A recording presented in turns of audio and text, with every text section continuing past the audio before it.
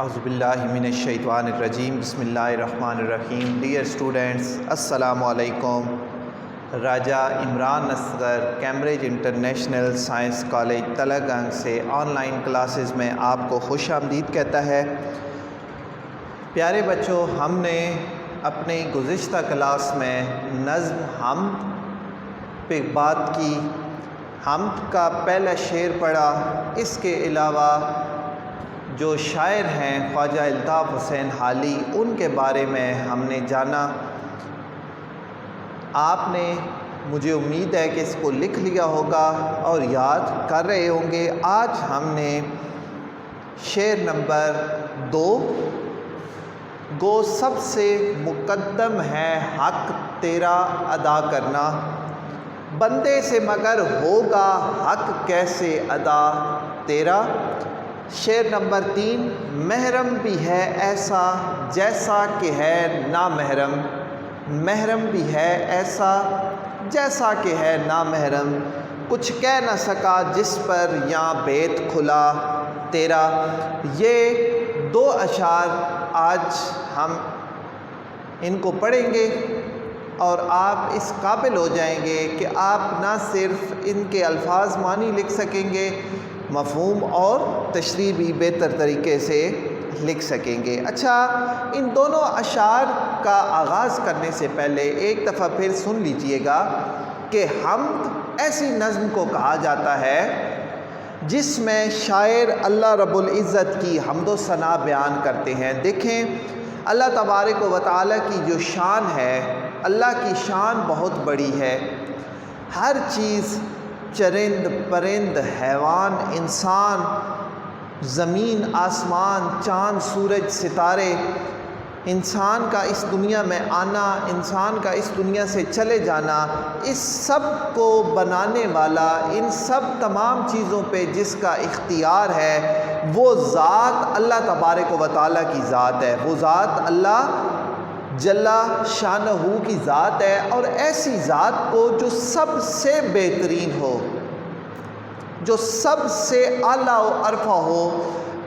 ہر چیز کو ختم ہو جانا ہے، ہر چیز کو فنا ہے، لیکن یہ وہ ذات باری تعالیٰ ہے جس کو ہمیشہ کے لیے دوام حاصل ہے، جو ذات ہمیشہ اسی طرح قائم و دائم رہے گی، جس کی کرسی، جس کی بادشاہی کو کوئی زوال نہیں ہے، ازل سے ابد تک. اور اس کے بعد بھی جو مالک ہے، جو ان اللہ علی کل شیء قدیر، جس کی شان ہے، وہ ہر چیز پہ قادر رہنے والی ذات ہے. تو جیسا کہ میں نے بتایا کہ حمد ایسی نظم کو کہا جاتا ہے جس میں شاعر اللہ رب العزت کی حمد و ثنا بیان کرتے ہیں. تو یہ ساری چیزیں جب ایک انسان دیکھتا ہے، ان کا احاطہ کرتا ہے، ان کے بارے میں سوچتا ہے، ان کے بارے میں جب اسے معلوم ہوتا ہے کہ آسمان ہے، ستارے ہیں، سورج ہے جو اپنے مدار میں تیر رہے ہیں، اپنے وقت مقرر پہ سورج طلوع ہوتا ہے، اپنے وقت مقرر پہ سورج غروب ہو جاتا ہے، تو یہ ساری چیزیں کوئی ایسی ذات جس نے ان کو تخلیق کیا، تو پھر فوراً انسان کے ذہن میں آتا ہے کہ وہ ذات اللہ تبارک و تعالیٰ کی ذات ہے. وہ ذات ہے جو کریم ہے، جو غفور ہے، جو رحیم ہے، جس کے قبضہ قدرت میں، جس کی شان یہ ہے کہ وہ جو چیز چاہتا ہے تو وہ ہو جاتی ہے. تو ان تمام چیزوں کا مطالعہ کرنے کے بعد، ان تمام چیزوں کا ادراک حاصل ہونے کے بعد، پھر جب اس کی شان میں لکھا جاتا ہے اشعار کی صورت میں، تو ایسی جو نظم کو حمد کہا جاتا ہے. اب یہ جو ہمارے 2 اشعار ہیں، سنیے گا ذرا. گو سب سے مقدم ہے حق تیرا ادا کرنا. اچھا، گو کا مطلب ہوتا ہے اگرچہ.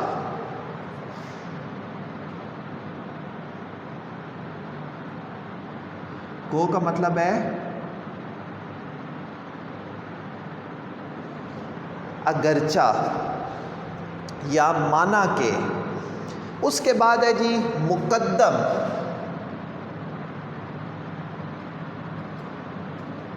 یہاں پہ گو اگرچہ مقدم پہلے یا اولین.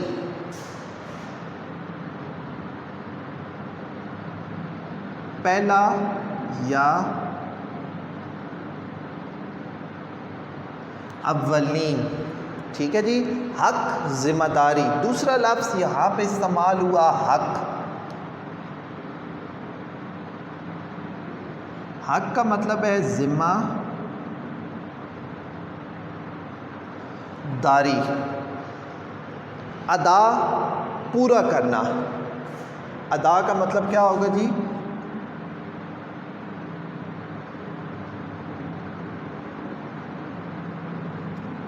پورا کرنا. اب یہ وہ الفاظ ہیں جو ہمارے اس پہلے شعر میں جو مشکل الفاظ ہیں جن کا آپ کو پتہ ہونا چاہیے. گو اگرچہ، یہ آپ دیکھیے گا، گو اگرچہ سب سے مقدم، سب سے پہلا، سب سے اولین حق جو ہماری ذمہ داری ہے تیرا ادا کرنا. اللہ تبارک و تعالیٰ کی ذات کا حق ادا کرنا بندے سے، مگر انسان سے یہ حق ادا نہیں ہو سکتا. دیکھیں مفہوم اس کا آپ لکھیں گے اگرچہ یا اے اللہ تعالیٰ کی ذات، اے میرے مالک، اگرچہ آپ کی اطاعت کرنا ہمارا پہلا فرض ہے، آپ کی اطاعت کرنا ہمارا پہلا فرض ہے، مگر انسان اس حق کی ادائیگی سے عاجز ہے. اللہ تبارک و تعالیٰ نے انسان کو اشرف المخلوقات بنایا. اس کا بہت بڑا احسان، اس کا احسان عظیم کہ اس نے ہمیں اشرف المخلوقات بنایا. آپ دیکھیں کتنی قسم کی مخلوقات ہیں، حشرات الارض ہیں، ہمارے جسم سے بڑے جسم والے، ہمارے وزن سے بڑے وزن والے جاندار جانور ہیں، لیکن ان سب پہ انسان کو فوقیت دی، انسان کو ان سب پہ اولین درجہ دیا، اچھا رتبہ دیا، اور کہا کہ انسان کو اشرف المخلوقات بنا کر اس دنیا میں بھیجا ہے. یعنی تمام مخلوقات پہ حاوی، تمام مخلوقات کی سردار مخلوق بنا کے انسان کو بھیجا. یہ کیوں؟ اشرف المخلوقات کیوں بنایا؟ اشرف المخلوقات اس لیے بنایا کہ اسے شعور، عقل جیسی عظیم نعمت سے نوازا کہ انسان بظاہر چھوٹی جسامت رکھتا ہے، لیکن وہ اتنے بڑے بڑے جو جاندار ہیں، جو اس کی جسامت سے کہیں بڑے ہیں، ان کو بھی اپنے قابو میں کر لیتا ہے. انسان وہی عقل انسان کو اللہ نے دی جس سے انسان زمین کی جو تہ ہے اس میں چھپی ہوئی چیزیں بھی نکال رہا ہے. یہی عقل جو اللہ تبارک و تعالیٰ نے انسان کو دی آسمانوں کی افلاک کی بلندیوں تک پہنچ چکی ہے. اسی عقل کے بل بوتے پر انسان نے چاند پہ اپنا بسیرا کر لیا. تو اسی عقل کی وجہ سے، اسی بصیرت کی وجہ سے، اسی شعور کی وجہ سے تمام مخلوقات پر انسان کو فوقیت دی. اس کی وجہ کیا تھی؟ اللہ تبارک و تعالیٰ قرآن میں بھی یہ ارشاد فرماتے ہیں کہ میں نے جنوں اور انسانوں کو اپنی عبادت کے لیے پیدا کیا.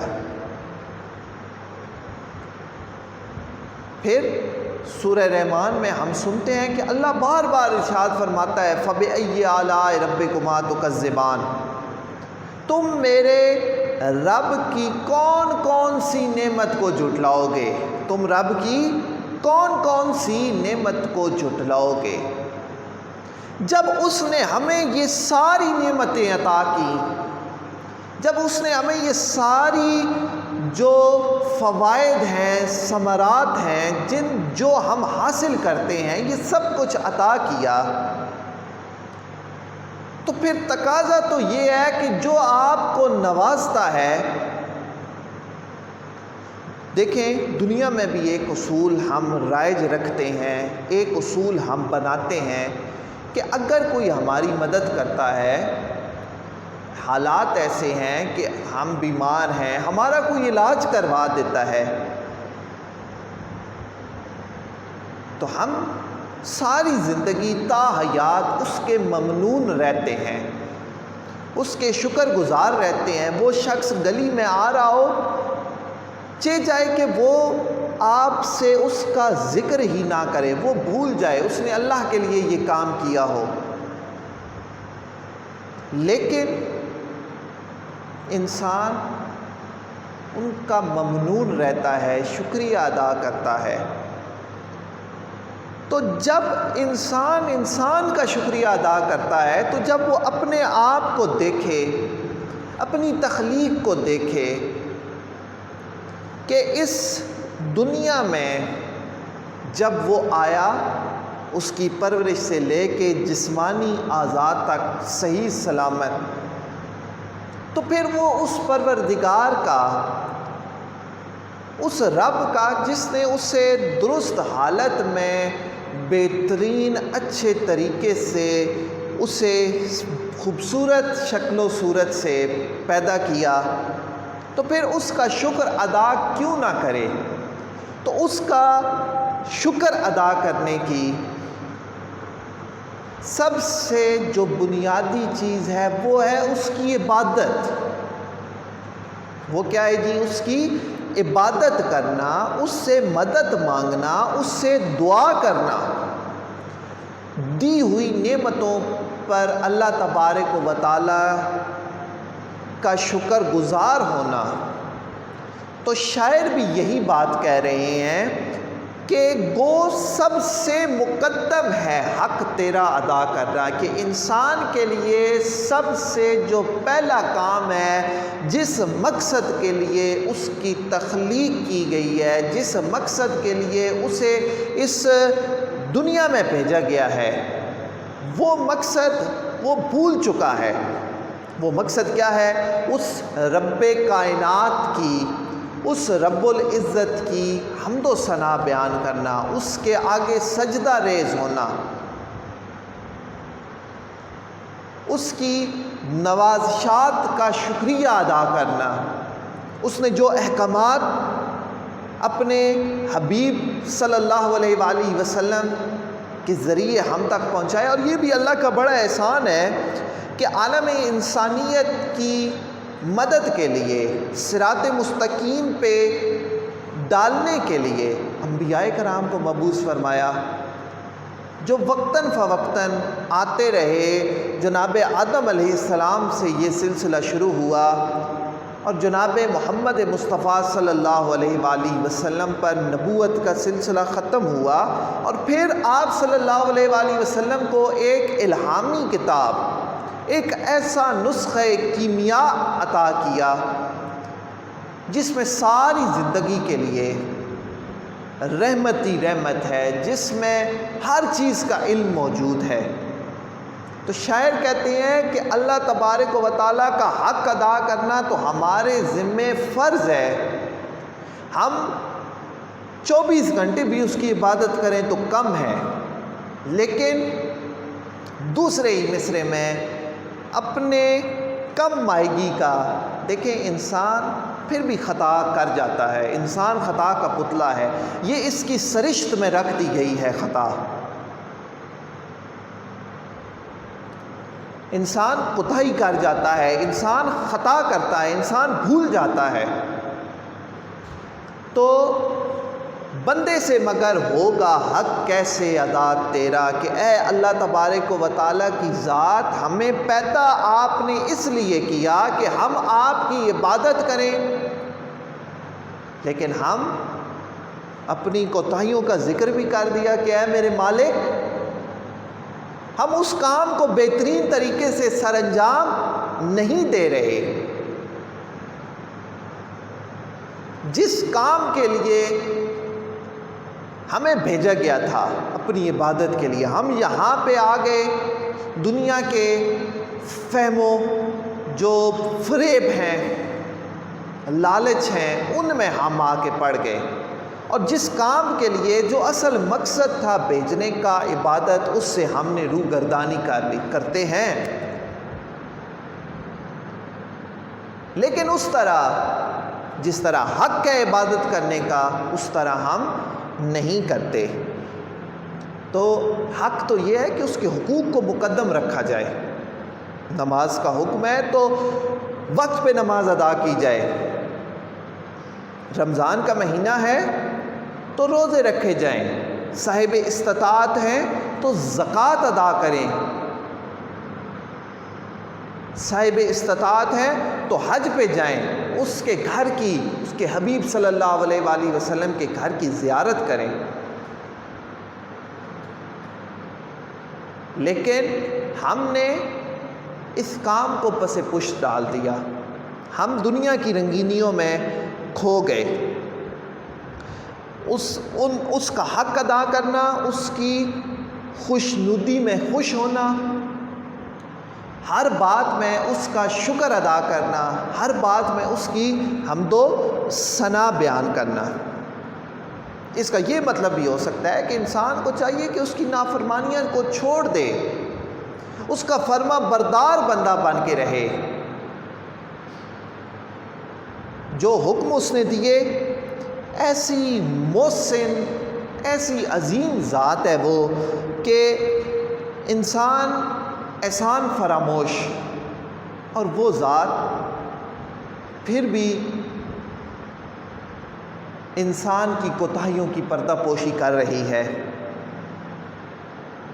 انسان کو چاہیے کہ وہ توبہ کرے، اب جو مقصد حیات لے کے آیا ہے اس پہ پورا اترنے کی کوشش کرے۔ محبت کرنی ہے تو خدا سے کر، محبت کرنی ہے تو خدا سے کر، ان مٹی کے پتلوں سے وفا نہیں ملتی۔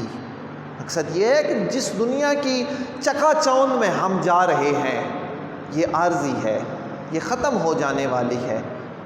پھر وہی قبر، روزانہ ہم دیکھتے ہیں لوگ مر رہے ہیں، جنازہ ہم پڑھتے ہیں، ہم دفنا کے آتے ہیں اپنے پیاروں کو اپنے ہاتھوں سے، لیکن عبرت ہم حاصل نہیں کر رہے۔ جان دی ہوئی اسی کی تھی، جان دی ہوئی اسی کی تھی، حق تو یہ ہے کہ حق ادا نہ ہوا، کہ اے اللہ میں خطا کا پتلا، میں گناہ گار، میں احسان فراموش، لیکن تیری ذات رحیم، تیری ذات کریم، تیری ذات اس لائق ہے کہ تیری عبادت کی جائے، لیکن میں خطا کار ہوں۔ اللہ تبارک و تعالی بخش دیتے ہیں۔ چنانچہ اطاعت کرتے ہوئے کسی طرح کے بھی ہم قربانی سے، چاہے وہ جانی قربانی ہو، چاہے وہ مالی قربانی ہو، اس سے دریغ نہ کریں، اور اللہ تبارک و تعالی اور اس کی انسانیت کی خدمت ضرور کریں، اللہ کی عبادت کریں، اور جو حق، جو فرض ہم پہ ہے اس کو بطریق احسن نبھانے کی پوری کوشش ہمیں کرنی چاہیے۔ یہ تھا، آپ اس کو اپنے الفاظ میں لکھ لیں۔ ابھی شعر نمبر 3 پہ چلتے ہیں کہ محرم بھی ایسا ہی جیسا کہ ہے نامحرم، محرم بھی ایسا جیسا کہ ہے نامحرم۔ تو یہ دیکھیے گا، محرم کہتے ہیں واقف کو، محرم کہتے ہیں واقف، نامحرم نا واقف۔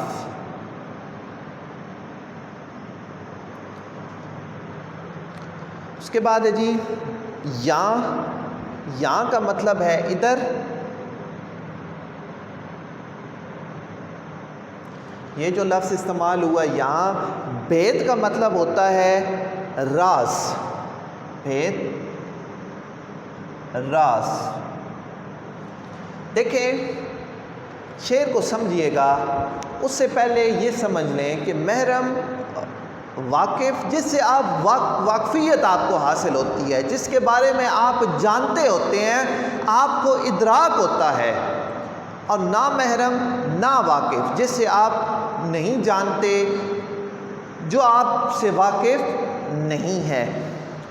شاعر کیا کہتے ہیں کہ اللہ تبارک و تعالیٰ کی حمد و ثنا بیان کر رہے ہیں، اس کی ذات، اس کی ربوبیت کی شان یہ ہے کہ محرم بھی ایسا ہی جیسا کہ ہے نامحرم۔ اے اللہ، تیری ذات کے بارے میں جاننے والا اور نہ جاننے والا، تیری ذات کے بارے میں جاننے والا اور نہ جاننے والا دونوں برابر ہیں۔ جس پر تیرا راز ظاہر ہوا وہ بھی تیرے بارے میں کچھ بھی نہ بتا سکا۔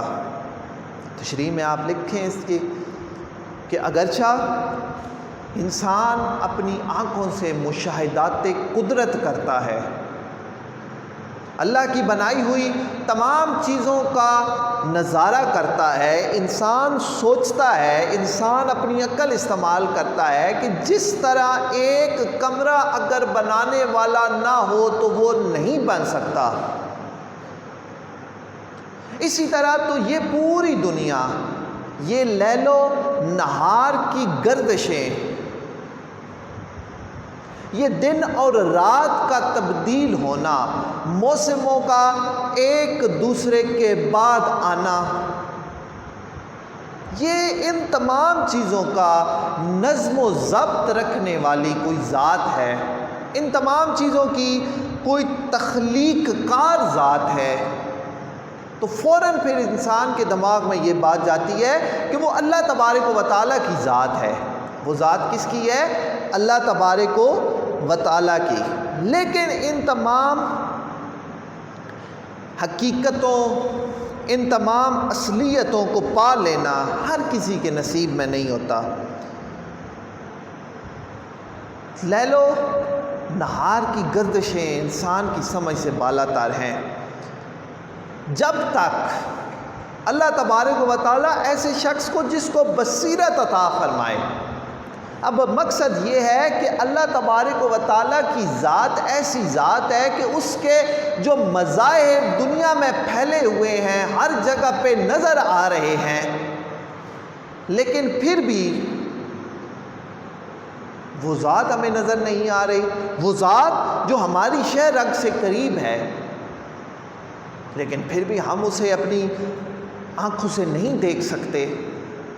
اس کے مشاہدات، ہر چیز میں اللہ تبارک و تعالیٰ کی عکاسی ہے، لیکن شاعر یہی کہتے ہیں کہ اے میرے مالک، اے میرے رب، اے میرے پروردگار، تیری یہ شان ہے، تیری یہ ربوبیت ہے، تیری یہ جو اعجاز ہے وہ یہ ہے کہ ہر چیز میں تو سمایا ہوا ہے، لیکن ہم نہیں دیکھ سکتے۔ اس کو دیکھنے کے لیے بھی ایک مقام تصوف، ایک ایسا مقام جب انسان خود کو فنا کر دیتا ہے، اسے ہر رنگ میں یار نظر آتا ہے۔ بے شمار مثالیں ہیں اس کی۔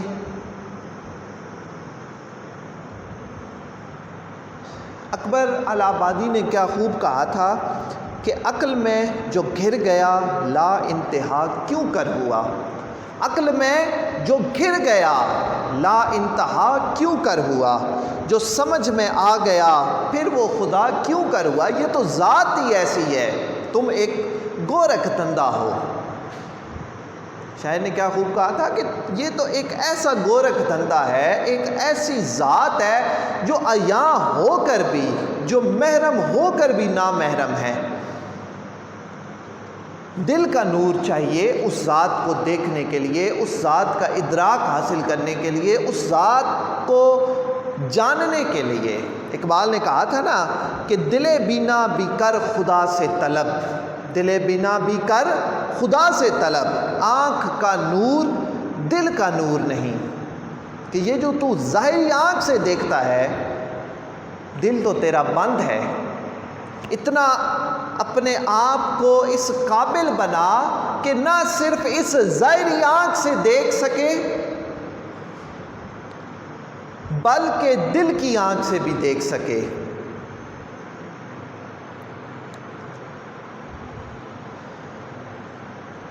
جس پر اللہ تبارک و تعالیٰ کی ذات کے راز عیاں ہوتے ہیں، جو اس مقام معرفت تک پہنچ جاتا ہے، وہ بھی نہیں بتا سکتا۔ جناب موسیٰ علیہ السلام اللہ سے گفتگو کرتے، جب قوم نے کہا کہ اے موسیٰ اپنے خدا سے ملاقات کرواؤ، اپنے خدا سے ملواؤ، تو وہ اور ان کی قوم اللہ رب العزت کی ایک تجلی بھی برداشت نہ کر سکے۔ طور پہ سب کچھ جل کے راکھ ہو گیا۔ اس کی شان تو یہ ہے، لیکن اپنی بنائی ہوئی تمام چیزوں میں وہ عیاں ہے، وہ نظر آتا ہے، اس کی صورت ہمیں دکھائی دیتی ہے، وہ ہماری شارک سے بھی قریب ہے۔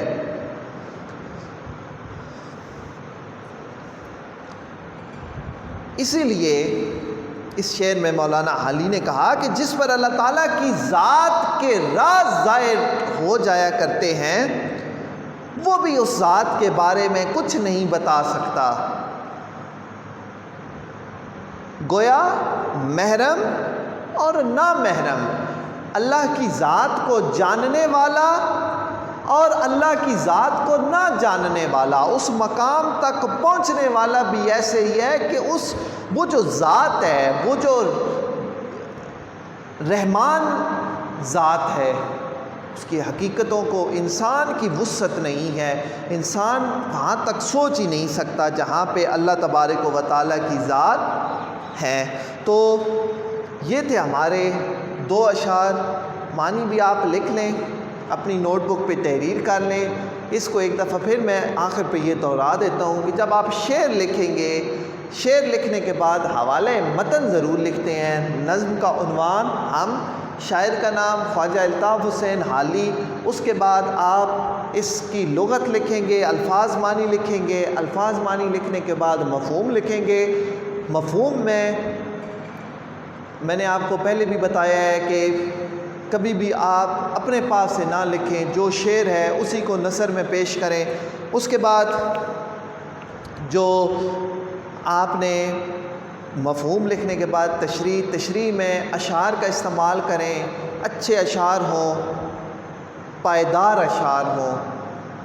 پائیدار سے مراد یہ ہے کہ کسی مستند قسم کے اشعار استعمال کریں۔ قرآنی آیات کا مفہوم آپ کو آتا ہے وہ لکھیں، حدیث مبارکہ کا مفہوم آتا ہے وہ لکھیں، لیکن علامات وقف کا خیال رکھیں۔ واوین، جب بھی آپ کوئی اس طرح کی قرآنی آیت یا حدیث شریف مینشن کریں تو واوین میں لکھیں، انورٹڈ کاماز میں لکھیں، تو اللہ تعالیٰ آپ کا حامی و ناصر ہو۔ ملتے ہیں انشاءاللہ کل اپنے اسی میں ہی، ہم کل شعر نمبر 4 اور شعر نمبر 5 پڑھیں گے۔ تب تک کے لیے اجازت دیجیے، اللہ حافظ۔